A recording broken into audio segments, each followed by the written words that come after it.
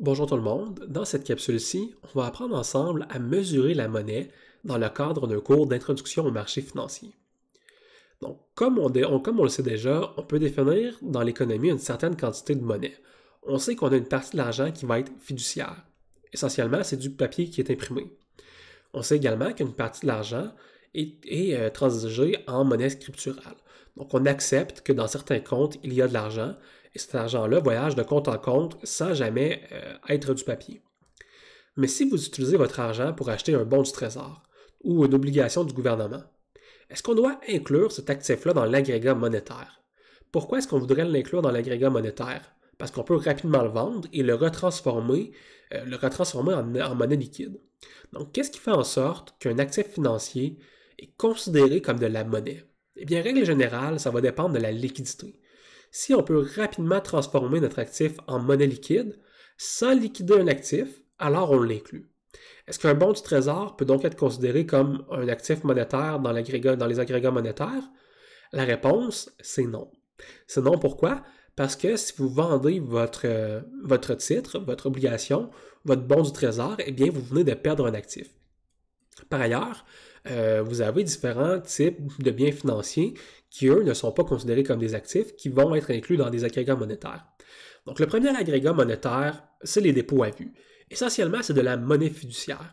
Si vous allez à la banque ou à votre institution financière et que vous décidez de retirer de l'argent, donc moi j'ai par exemple 100 000 dans mon compte, je m'en vais à la banque, je peux retirer mes 100 000 dans mon compte, dans ce qu'on appellerait un compte chèque, je pourrais retirer mes 100 000 et la banque serait obligée de me fournir ces 100 000 $-là en papier. Eh bien ça, c'est ce qu'on inclut dans l'agrégat M1. C'est de l'argent qui peut être retiré immédiatement.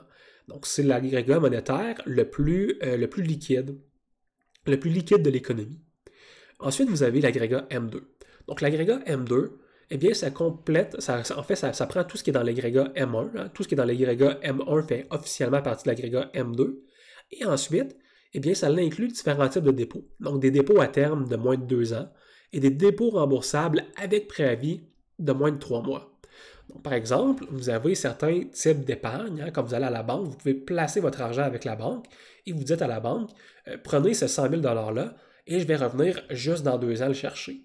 Donc, si vous faites ça, c'est des comptes d'épargne avec généralement plus d'intérêt, mais vous avez quand même le droit de retirer votre argent avant le terme avec des fortes pénalités d'intérêt. Cet argent-là est donc facilement accessible, mais quand même plus gelé que des dépôts à vue ordinaires. Vous avez également des dépôts remboursables avec préavis.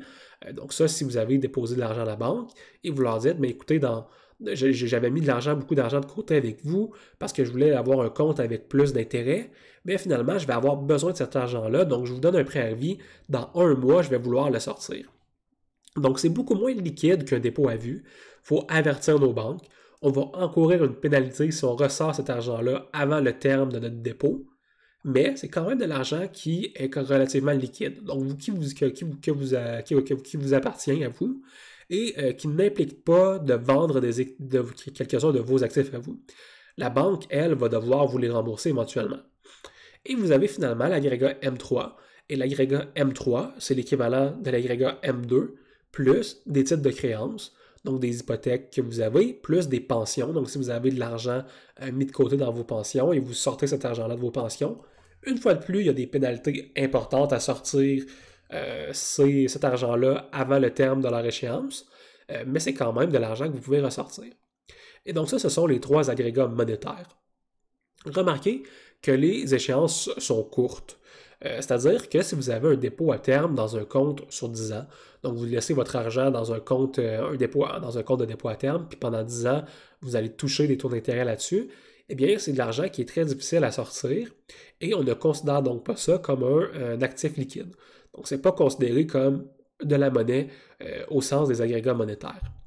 Remarquez que l'or et les métaux précieux ne sont également pas considérés dans les agrégats monétaires. Pourquoi? Parce que c'est un actif. Donc, au même titre qu'un bon du trésor ou qu'une obligation, si vous vendez de l'or ou votre bon du trésor pour acquérir de l'argent, eh bien, vous venez de liquider un de vos actifs. On ne l'inclut donc pas dans les agrégats monétaires. En termes de volume, à quoi est-ce que ça ressemble les agrégats monétaires?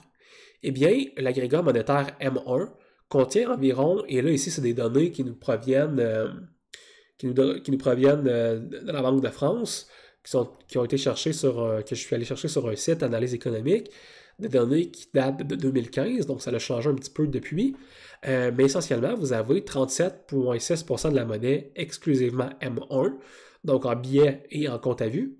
Donc l'argent que si vous allez à la banque, vous allez pouvoir ressortir immédiatement. La majorité de l'argent, en fait la plus grande partie de l'argent, 43%, c'est de la monnaie exclusivement M2.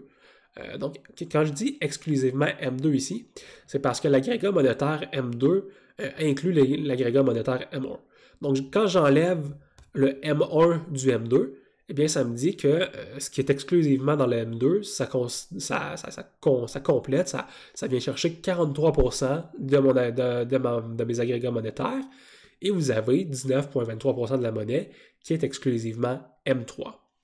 Donc, ce qu'on voit très bien ici, c'est que la plupart de l'argent est dans des comptes d'épargne, donc dans des dépôts à terme et dans des dépôts remboursables avec préavis.